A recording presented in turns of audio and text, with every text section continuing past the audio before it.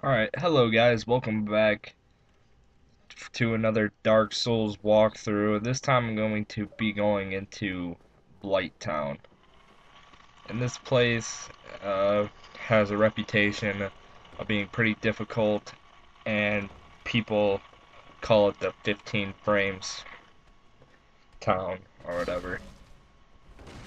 Well, I'm gonna try to do this as fast as I can and the easiest I can.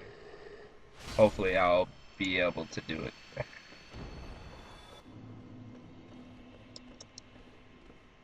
In Blighttown, you're gonna want some blooming moss clumps, just to be careful with these toxic spitter guys. I'll be running into one shortly after comes up after this third big guy with a mace thing that he swings around. You can get shot over here, so you're gonna want to be careful over here. Should He will shoot you from the right, so I'm gonna try to get out of sight where he can shoot you. I'd recommend fighting these enemies over where I'm standing currently, so you do not get toxic while you are attacking them.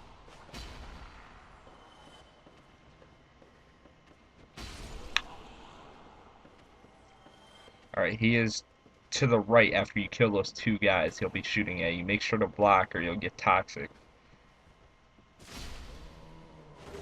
When you kill him, he'll either drop a purple moss clump or a blooming moss clump. This time he actually dropped both of them, so I was pretty lucky. There's a guy on the ladder, he'll sneak up on you. It's just kind of like sitting there right now, thinking I don't see him.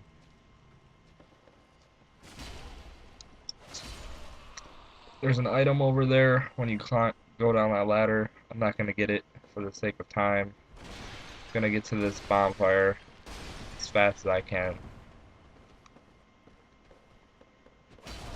without dying to some silly little guys.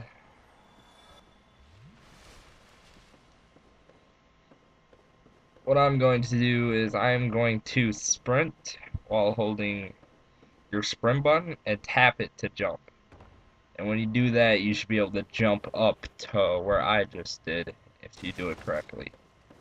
I messed up one time, but I got lucky in a different playthrough. I jumped and kind of just like fell down right next to it. Got pretty lucky. I'm gonna kindle this so I can have 10 Estus flasks. Probably gonna need it. Should be able to get to the next bonfire without using them all. It's so laggy. It's fire breathing dogs. A sneaky guy. After you kill these dogs, there's gonna be another toxic spitter guy. Be wary of him. Comes up right around here. You can get shot by him. No, there's two of them over here. I'm gonna get the one that's deepest in the ground, or the lowest. The other guy's kinda high, but yeah, right here. Oh, toxic me. That sucked. I'm not gonna go back there, but there is a pathway to my right. If you wanna go and get it, you can. I think it's like a shield or something. I don't know. There's something over there, I believe. There's a bunch of ladders in this place. There's another item. I don't know why I'm not looting it, but forget about it.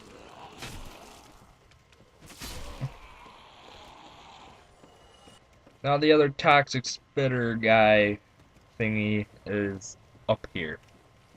You should be able to take him by surprise. He really doesn't see you until you get up there completely. Should give you time to attack him once or backstab him. He gave me another booming. That's nice. I didn't have any booming walking in here.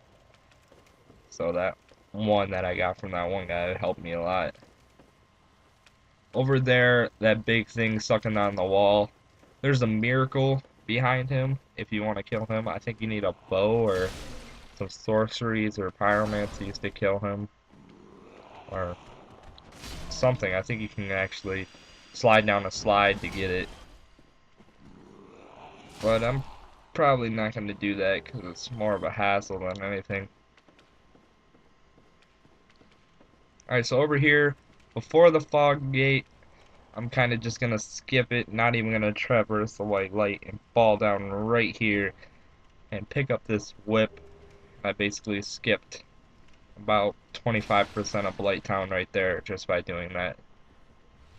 Makes things easier, makes it a little bit faster, and you don't die from the fall, or you shouldn't die from the fall.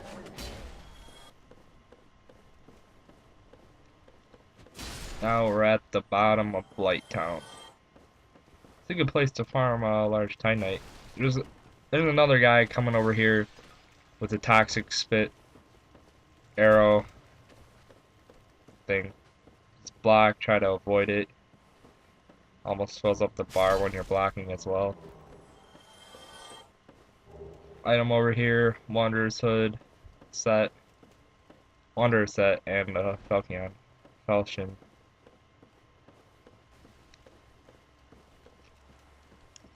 More ladders.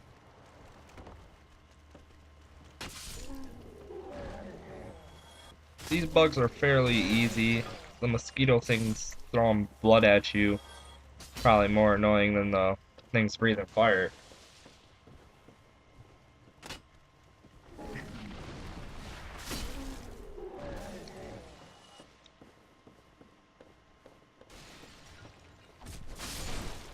Ooh, got him. Alright, I'm getting close to another bonfire. If you hug the right wall where I just was, you should see the bonfire. Little place over here, just in case you die to the boss or something. Let's rest at it.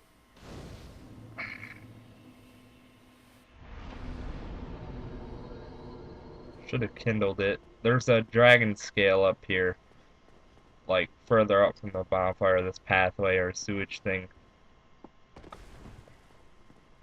And this is a dragon skill. I believe it upgrades like the Drake sword or some other items that require dragon things.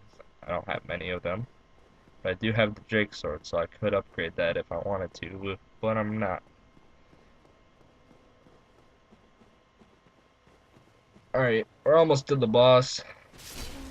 There's gonna be someone, I think, that invades you over here. Maneater Mildred. You have to be human for her to invade you. Yep. There she is. You have to be human, and you have to kill Maneater Mildred to see her summon side before Quelaag. If you don't, then you won't see her summon sign, but if you're human anyway, you need to summon someone, you should have her invade you already, so summon sign should be there when you kill her. Alright, here you're most likely going to get poisoned. Hopefully you have a purple moss clump to get rid of the poison when you get to some safe land by the boss. Don't use it like by this large titanite shard over here. Use it by after you get on that white ground kind of stuff, maybe sand.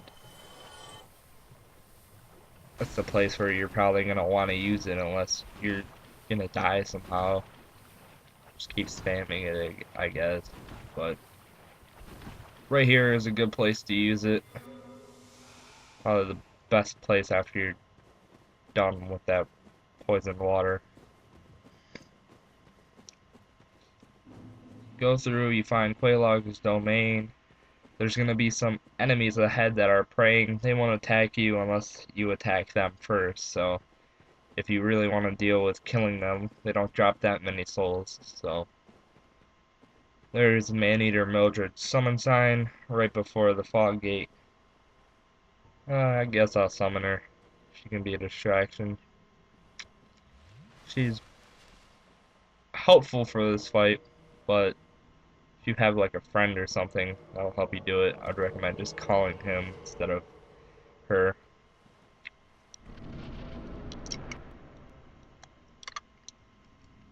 I'm gonna skip the cutscene. If you want to watch it, I mean, if you're playing and watching the walkthrough, you should be able to watch it if you sincerely want to.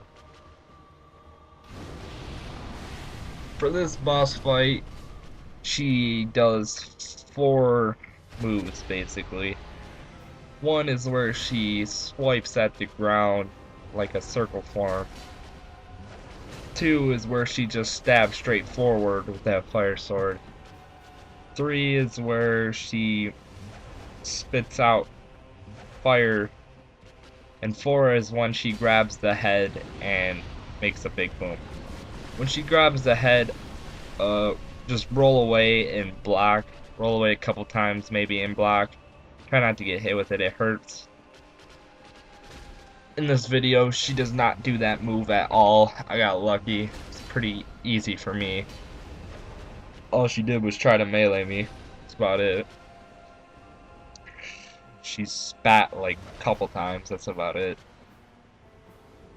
It's pretty easy.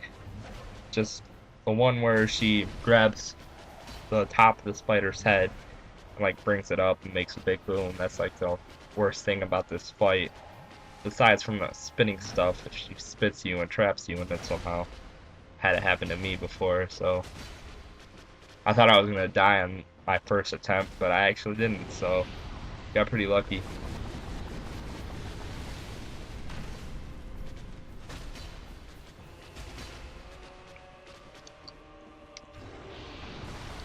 Almost dead. Smack, smack. And she's dead.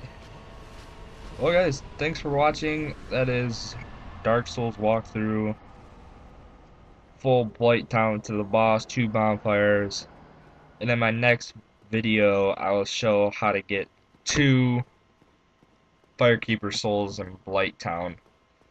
There's 2 of them here, but it requires you killing someone, but you would sleep at the bonfire first so you get the port. But yeah, see you next time. See Dark Souls, Firekeeper souls. Peace.